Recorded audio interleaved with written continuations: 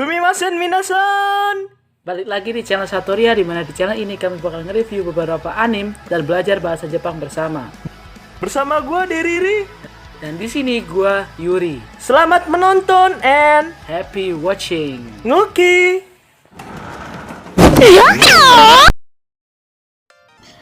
Halo, balik lagi sama kita berdua. Di kesempatan kali ini kita bakal menceritakan alur dari sebuah anime berjudul Shinchou Yusha. Tanpa banyak basa-basi, kita langsung masuk ke alur ceritanya. Tetapi jangan lupa buat komen di kolom komentar di bawah dengan bahasa apapun. Bahasa orang biasa, kayak bahasa alien, terserah, yang penting kalian komen aja lah. Kalau udah komen, kita langsung aja masuk ke videonya.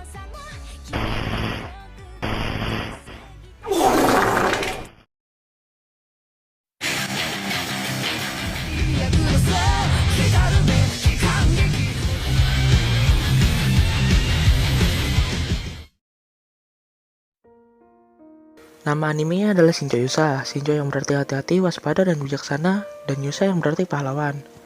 Kalau diartiin ya, Shinchou Yusha adalah pahlawan yang punya rasa kewaspadaan yang tinggi. Dari namanya kita bisa menyimpulkan bahwa si pahlawan ini punya sifat kewaspadaan yang di luar nalar manusia. Buat Shinchou Yusha bakal kita jadiin 4 part, dan setiap partnya ada 3 episode.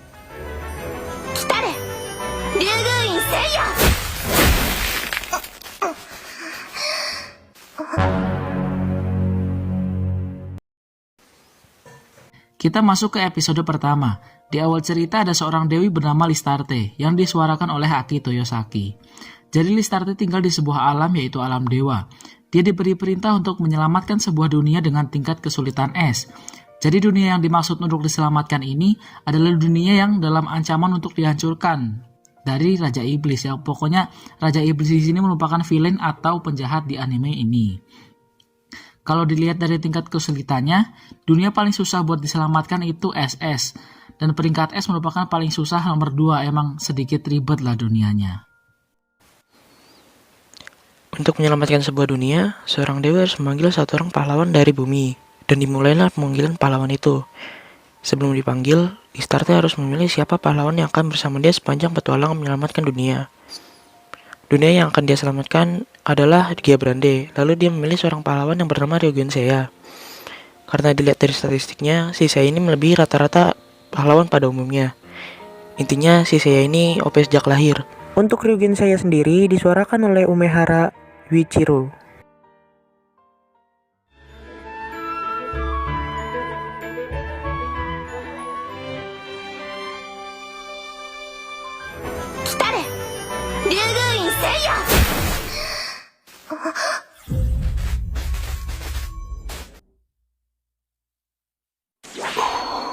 Setelah dipanggil, sikap Seiya berbeda dari pahlawan pada umumnya.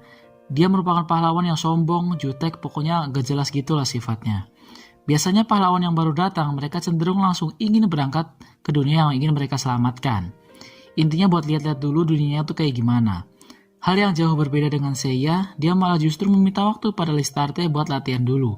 Emang kewaspadaan si Seiya nih terlalu over lah. プロパティいやステータスって言ったステータスどうわかるこれちなみにその世界で死んだら俺はどうなる調子狂うなさあ竜宮院聖夜私と一緒に行きましょう今なんて断ると言ったのだ所詮裏方大して世界を救う役には立たないではないかあせめて入念な準備はさせてもらう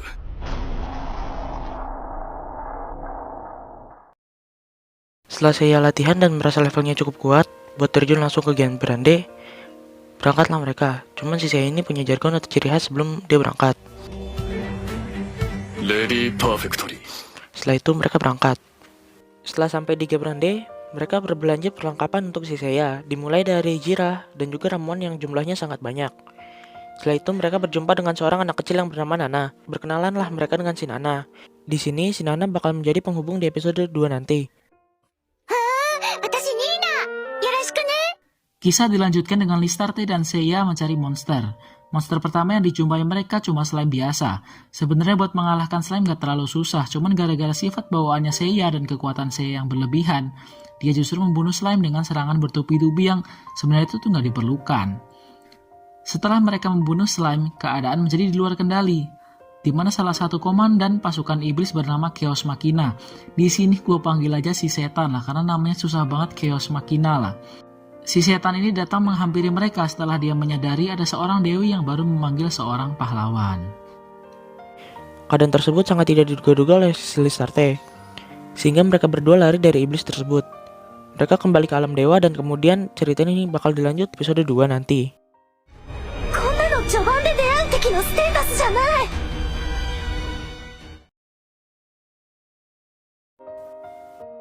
Setelah mereka kembali ke alam dewa, Seiya meminta waktu untuk melatih dirinya kembali. Seiya dan Listarte ini punya kesepakatan. Ketika si Seiya ingin latihan, dia tidak ingin diganggu. Nanti Seiya bakal ngabarin kalau udah beres dengan suatu alat yang bernama buzzer. Ini alatnya. Oke, cerita berlanjut.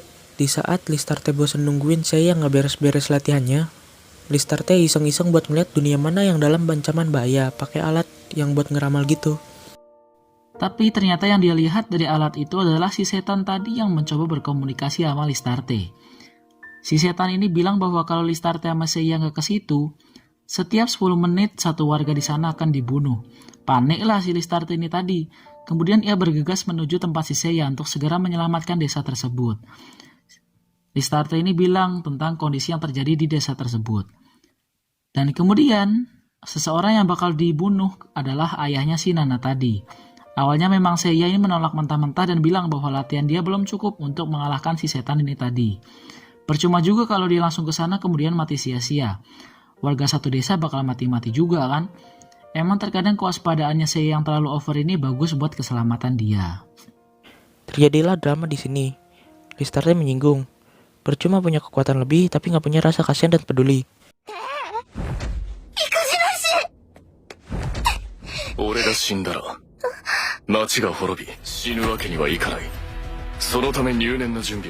Ternyata di masa latihan Seiya yang singkat sudah berhasil meningkatkan level setara dengan si setan itu.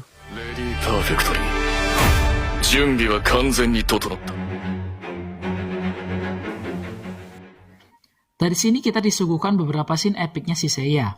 Seiya datang dengan menyelamatkan ayahnya si Nana dulu.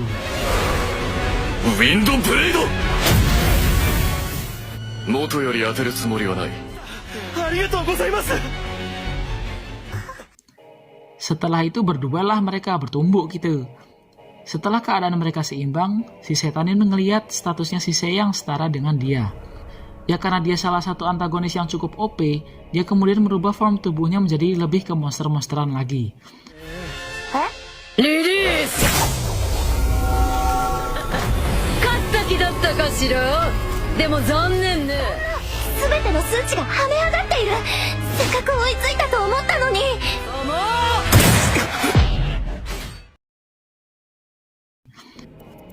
Dan yang mengejutkan ketika si setan mencoba menyerang Seiya, Seiya masih bisa mengimbangi serangan si setan. Si setan ini masih nggak terima dong. Kemudian si setan merubah form tubuhnya lagi menjadi Demonic Curse. Ceritanya Demonic Curse ini merupakan form terkuatnya dia lah. Status dan atributnya juga meningkat pesat. Kalau dilihat dari statusnya Seiya yang sekarang, Seiya bakal kalah sama nih setan. Kemudian si setan ini menyerang si Seiya. Dan anehnya lagi, Seiya masih bisa menahan serangan tersebut. Dan disinilah kekuatan sebenarnya si Seiya ditunjukkan.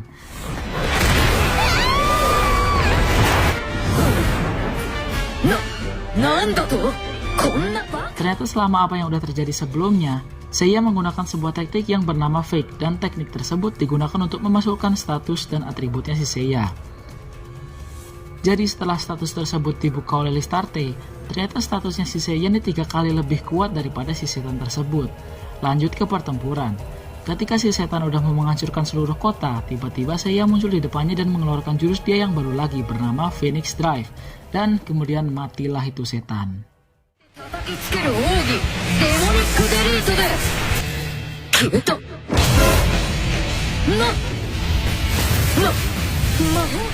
Phoenix Drive!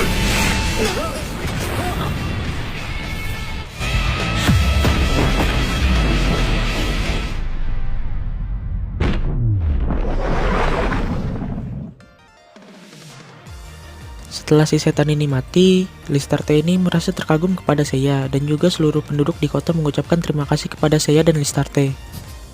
Tanya hal tersebut, mereka juga memberikan beberapa hadiah kepada mereka berdua, dan episode 2 ini diakhiri dengan mereka berdua kembali ke alam dewa. あら、せいや、その火花まだ持ってたの？わけわかんない男。まあでもいっか。とにかく勝ったわよ。よし、行くぞ。本当に大丈夫かしら、この勇者。 Oke, sekarang kita masuk ke episode 3. Di episode 3 ini gue ingin memperkenalkan kalian ke salah satu dewi lagi nih. Dia itu temannya Listarte, namanya Arya. Kalau Listarte ini dewi penyembuhan, Arya adalah dewi penyegelan. Jadi mereka berdua ngobrol. Listarte curhat bahwa si Seiya ini latihan mulu kagak beres-beres. Arya di situ juga cerita bahwa dia ini dulu pernah mencoba menyelamatkan dunia kelas B yang sebenarnya nggak susah-susah amat.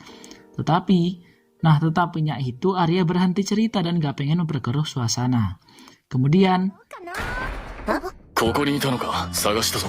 ちょっと。ほら、アリアだってびっくりして。いいの。 di situ Arya kaget, ya sebatas kaget doang lah. Seiya ini bilang bahwa latihan fisik udah gak bisa nambahin levelnya lagi. Kemudian Arya menyarankan Seiya untuk latihan bersama dewa yang ada di dunia itu dan akhirnya mereka setuju. なるほど、悪くないアイディアだな。 Dan diperkenalkanlah salah satu dewa. Dewa ini bernama Celsius. Dia adalah seorang dewa pedang. Dia dipilih untuk latihan bersama Seiya nantinya. Dimulailah latihan mereka dan Listarte membiarkan mereka berdua latihan. Keesokan harinya, ketika si Listarte ingin memastikan keadaan Seiya, dia bertemu dengan Celsius di kantin. Dari sini ada yang aneh.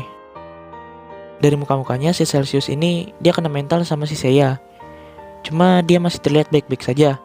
Lanjut ke hari kedua, Listarte bertemu lagi dengan si Celsius. Di sini mukanya semakin suram. Sepertinya Celsius tidak mengira akan kekuatan Seiya bakal sekuat itu. Makanya dia terkejut kelabakan seperti itu. Lanjut di hari ketiga, Listarte nggak bertemu lagi dengan Celsius. Listarte justru bertemu lagi dengan Celsius yang lagi bersembunyi dari Seiya. Entah Seiyanya ini latihan apa, cuman kalau si dewa sendiri udah kena mental, berarti ada yang nggak beres. Dia bilang bahwa si Seiya ini memaksa Celsius buat latihan terus tanpa istirahat. Emang gak waras juga si Seiya sendiri. Sampai-sampai si Celsius ini menyerah dan membuang pedangnya ke laut. Kemudian Arya datang dan bilang kepada Listarte bahwa dia dipanggil oleh Dewi Ishtar. Nah, Dewi Ishtar ini bisa dibilang tetua mereka. Jadi Dewi Ishtar mempunyai kekuasaan tertinggi di alam dewa tersebut. Dewi Ishtar meminta Listarte dan Seiya untuk segera bergegas ke kota selanjutnya, yaitu Seimul. Dewi Ishtar bisa memprediksi bahwa kota itu nggak akan aman dalam beberapa waktu ke depan, karena Raja Iblis mulai mengirim beberapa pasukan undead. Buat yang nggak tahu undead itu semacam zombie, cuman kayak berupa tulang-tulang gitu.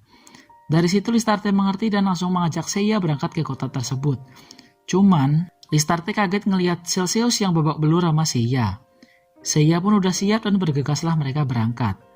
Karena Seiya ini tahu musuhnya undead, dia beli dulu tuh ramuan suci, karena undead emang kelemahannya ramuan suci tersebut.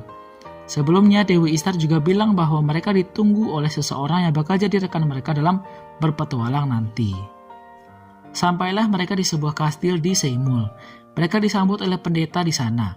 Mereka juga diperkenalkan sama orang yang bakal jadi rekan mereka, yaitu Mars dan Eru. Ceritanya mereka ini kakak beradik yang berketurunan klan naga yang mewarisi darah naga.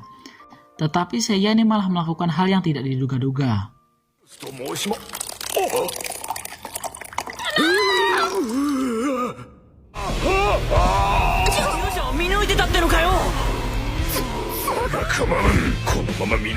Ternyata dugaan si Seiya benar bahwa pendeta ini merupakan undead.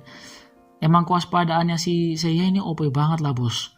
Si undead ini pengen nyerang Seiya. Cuman yang terjadi malah dia yang terbunuh oleh serangan Seiya yang udah direncanakan oleh dia sebelumnya. Sebelum mati si undead ini bilang bahwa bakal ada 10.000 pasukan yang bakal menyerang mereka. Kemudian karena kewaspadaannya lagi, dia melenyapkan abu undead tersebut dengan jurus yang bernama Maximum Inferno, yang justru malah menyebabkan kastilnya hancur. Maximum Inferno! Yusha-nano!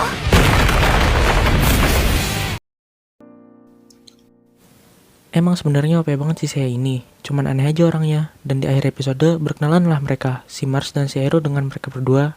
Kita bakal lanjut ke part 2. Jangan lupa selalu jaga kesehatan dan patuh protokol kesehatan. Semoga kalian sehat selalu. Jangan lupa share video ini ke teman kalian, atau apapun terserah kalian lah. Bye bye. Oke, yang pertama saya nggak ngerokok. Iya, masa udah sumbing ngerokok, jangan dong. Terus, kan katanya kalau ngerokok kan mempersulit pernapasan. Saya nggak ngerokok, napas udah susah.